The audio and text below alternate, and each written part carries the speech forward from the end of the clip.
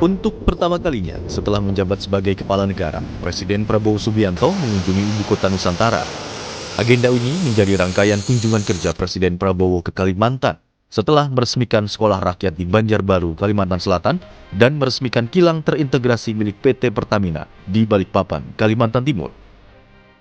Menteri Sekretaris Negara Prasetyo Hadi bilang Prabowo memerintahkan percepatan pembangunan kantor pemerintahan di IKN dan bisa rampung pada 2028 mendatang. Presiden Prabowo juga meminta otorita IKN dan Menteri PU mengoreksi desain dan fungsi IKN. Berkenaan dengan progres pembangunan Ibu Kota Nusantara kita yang Bapak Presiden memang sejak awal memberikan penekanan untuk mempercepat proses pembangunan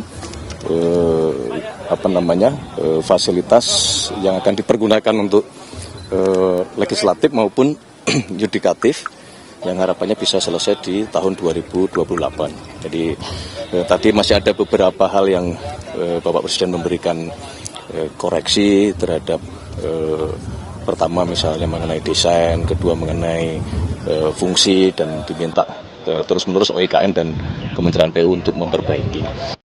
Wakil Ketua Umum Partai Demokrat, Dede Yusuf, menilai kunjungan Prabowo ke IKN menegaskan sikap pemerintah melanjutkan pembangunan IKN yang ditargetkan menjadi ibu kota politik pada 2028 mendatang. Itu kan membuktikan, kunjungan Presiden dengan para menterinya membuktikan bahwa ini adalah sebuah legacy yang harus diselesaikan. Oke. Sementara itu, menanggapi kunjungan Presiden Prabowo ke IKN, Ketua DPR Puan Maharani bilang akan tampung informasi dan evaluasi dari kunjungan Presiden Prabowo ke IKN. IKN tentu saja kita akan menampung masukan atau kemudian informasi yang nanti yang didapat dari pemerintah terkait dengan kunjungan Bapak Presiden. Pada September 2024, Prabowo mengunjungi IKN untuk menghadiri sidang Kabinet Paripurna terakhir masa pemerintahan Presiden Joko Widodo Ma'ruf Amin. Saat itu, Prabowo masih menjabat sebagai Menteri Pertahanan sekaligus Presiden terpilih Republik Indonesia. Tim Liputan, Kompas TV.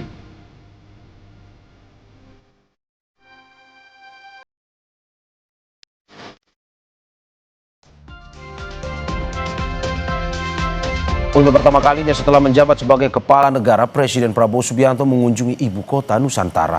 Apakah kunjungan ini menegaskan pemerintah melanjutkan legasi Jokowi?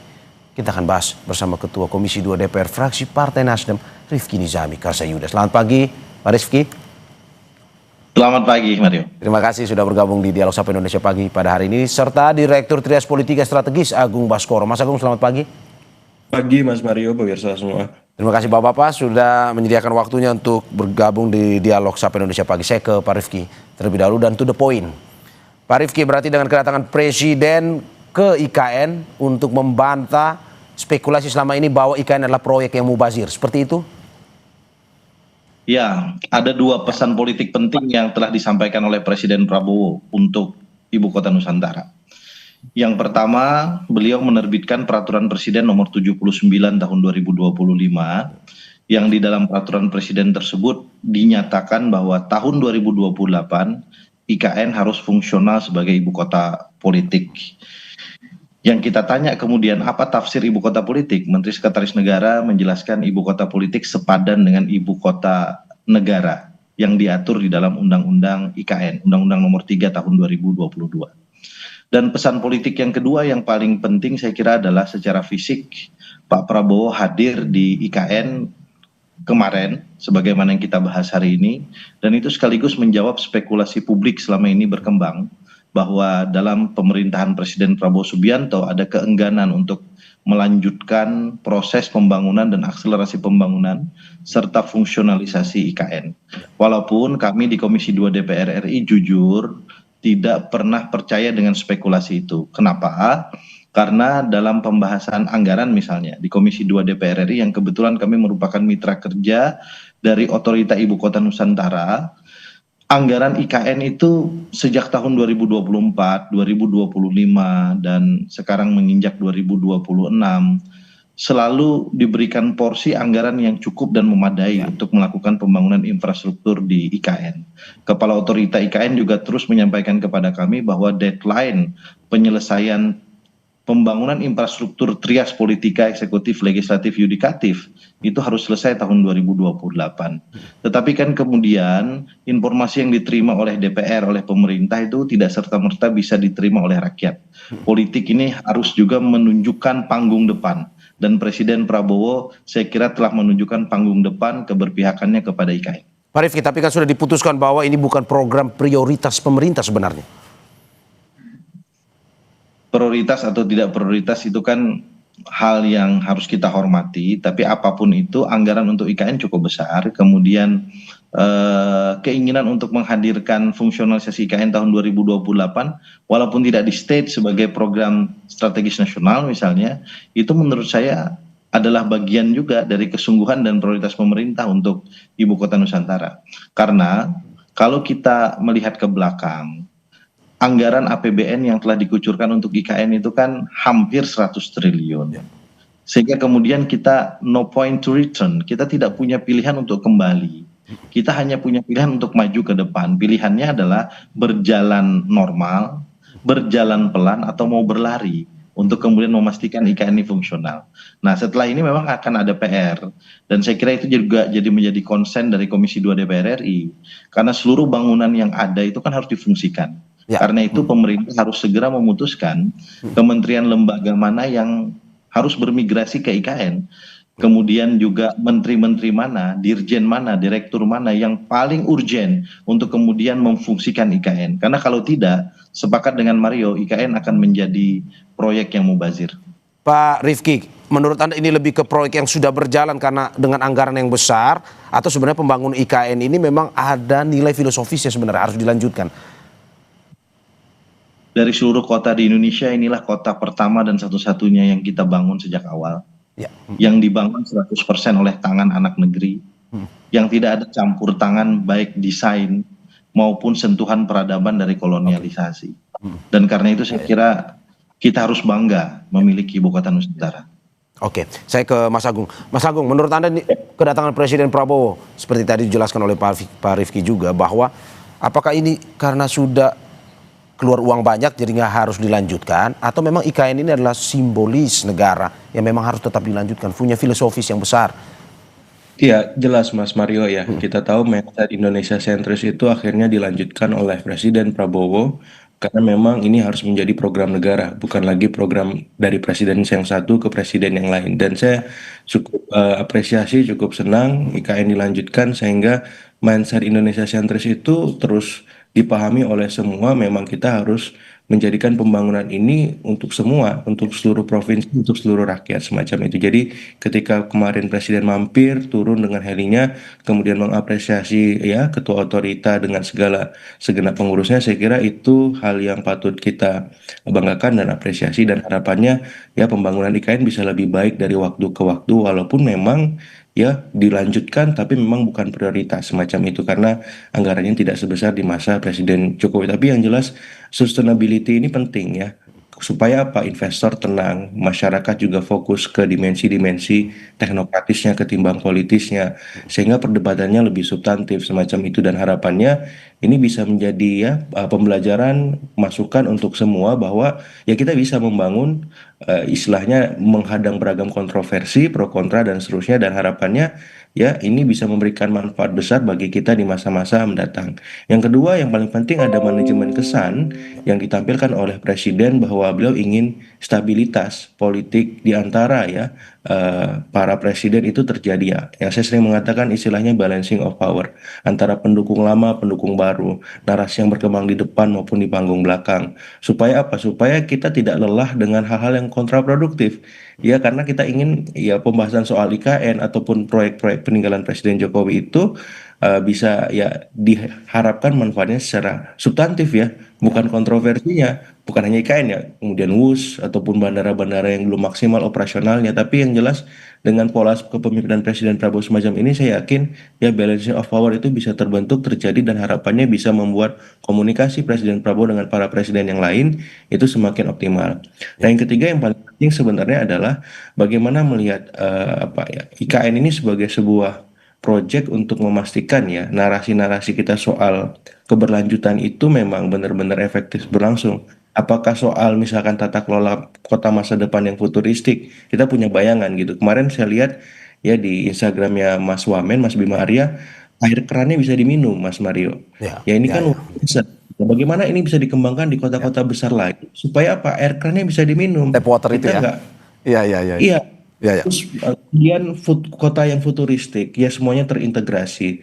Pertamanannya, kemudian pembangunan transportasinya. Nah, saya ingin melihat bukan hanya di IKN, tapi kota-kota kita juga seperti itu, sebagaimana Oke. kota-kota di luar Oke, negeri. Mas Agung, berarti Anda juga menekankan bahwa ada perlunya menjaga stabilitas politik ya dengan melanjutkan legasi Pak Jokowi ini.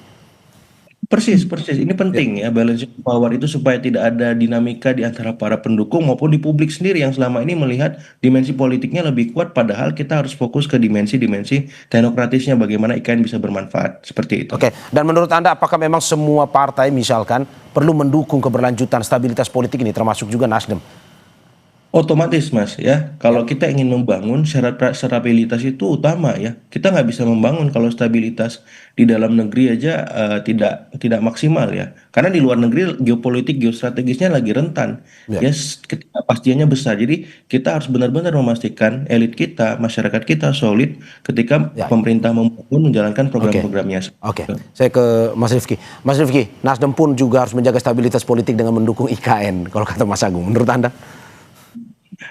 Ya, Nasdem kan sudah mendeklarasikan diri sebagai bagian dari pemerintah, kendati memang kami sampai dengan saat ini belum memasukkan kader kami di dalam kabinet pemerintahan Prabowo Gibran sebagai menteri maupun wakil menteri.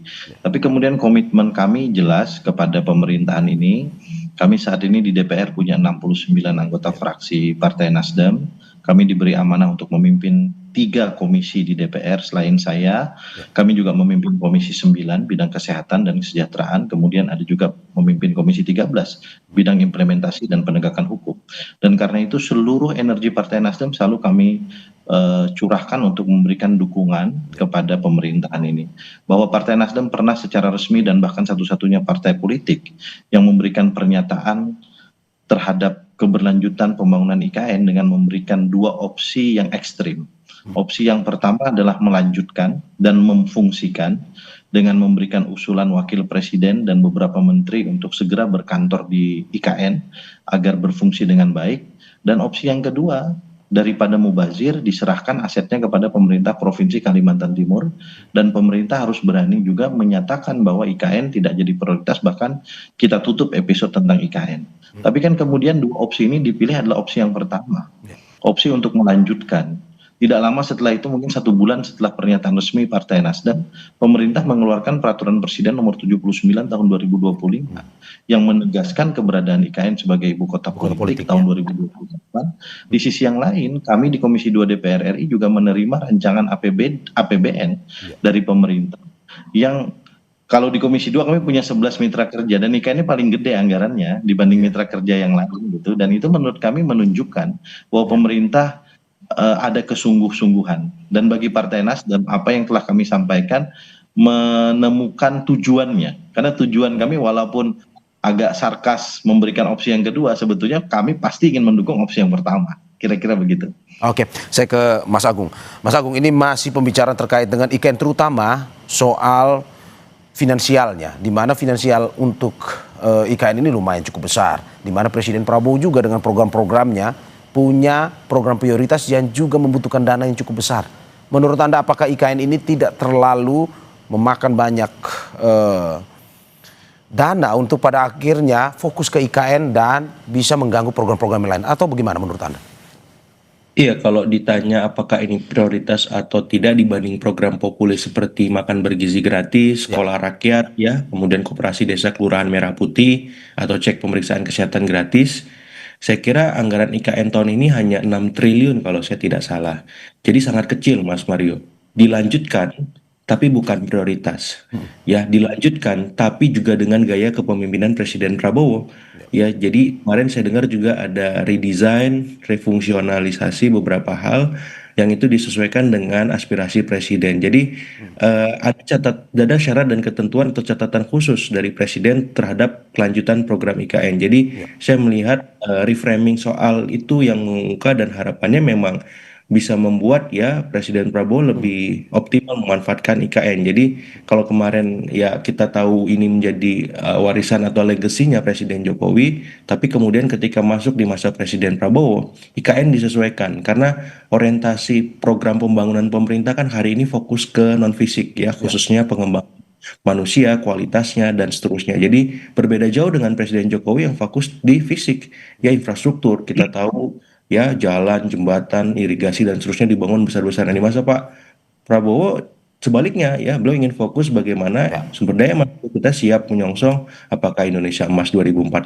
Indonesia Maju dan seterusnya. Dan saya kira sah-sah saja ya, setiap pemerintahan, setiap presiden punya fokus masing-masing dan harapannya ini tidak kemudian memutus mata rantai keberlanjutan itu, continue ya, karena keberlanjutan itu, keberlangsungan ini harus terus, jangan sampai nanti setiap pemerintah, setiap presiden ketika ada program yang memang sedang berjalan tidak dilanjutkan, ini jadi presiden negatif juga bagi ya elit kita, publik kita. Jadi ketika ini dilanjutkan, saya kira sudah sebuah kemajuan yang luar biasa karena di masa-masa sebelumnya seringkali ya ini terhenti karena satu dan lain hal, khususnya karena pertimbangan-pertimbangan politis tertentu sehingga ya akhirnya yang muncul di publik kan akhirnya masalah pro kontra dan kontroversi yang tidak produktif dan ini diputus rangkaian itu dan harapannya ini bisa menjadi tradisi atau warisan baik kita kepada generasi kita berikutnya, pemimpin-pemimpin kita selanjutnya bahwa apa? Bahwa ya nenek moyangnya pendahulu-pendahulunya itu punya legacy positif ya, apapun program baik dari pemerintahan sebelumnya dan akan dirasa bermanfaat untuk semua ya akan dilanjutkan dan saya kira ini kita dukung semua seperti itu. Oke, saya ke Mas Rifki. Mas Rifki, anggaran tidak ada masalah untuk melihat pembangunan IKN ini? Gimana, Mas? Anggaran, soal anggaran tadi seperti yang ditanyakan kepada Mas Agung. Ya kami kalau APBN itu kan rancangan APBN-nya dari pemerintah, kami menerima dari pemerintah. Target penyelesaian pembangunan infrastruktur legislatif yudikatif sampai 2028 itu totalnya 48,8 triliun. Betul, APBN murni 2026 ini hanya 6 triliun. Tetapi kalau kita melihat dari kasus tahun 2025, itu selain APBN murni, IKN juga mendapatkan tambahan anggaran dari refocusing anggaran yang ada di pertengahan kuartal kedua atau kuartal ketiga tahun 2025. Sehingga dari kebutuhan mereka sekitar 16, sekian triliun tahun 2026, saya meyakini dengan kehadiran presiden itu akan dipenuhi. Mungkin dari redesign dan refungsionalisasi yang disampaikan oleh Saudara Menteri Sekretaris Negara kepada publik ya setelah kunjungan Presiden ke IKN bisa jadi akan ada sedikit efisiensi terkait dengan pembangunan dua fungsi pemerintahan legislatif dan yudikatif, misal besarnya kantor gitu atau kemudian besarnya rumah jabatan atau apartemen untuk para pejabat negara itu kan akan mempengaruhi sekali efisiensi. Karena itu Komisi 2 DPR RI akan segera memanggil Kepala Otorita IKN dan jajaran untuk memastikan bahwa refungsionalisasi dan redesign yang diminta oleh Presiden itu akan kita sesuaikan anggarannya dengan persetujuan dari DPR. Oke, saya kembali ke Mas Agung. Masih secara politik, Anda melihat bahwa 1 tahun Presiden Prabowo sudah menjabat, tapi baru kali ini setelah setahun nih baru Presiden ke IKN, mengunjungi IKN. Menurut Anda apa sebenarnya makna? Kalau soal stabilitas politik, menurut Anda apakah ini caranya Presiden Prabowo untuk lebih mendekatkan diri dengan para pendukung Pak Jokowi untuk bisa menguatkan nih ke depan terkait dengan kebijakan-kebijakannya ataupun mungkin untuk bisa menguatkan dia dari kritik-kritik yang datang?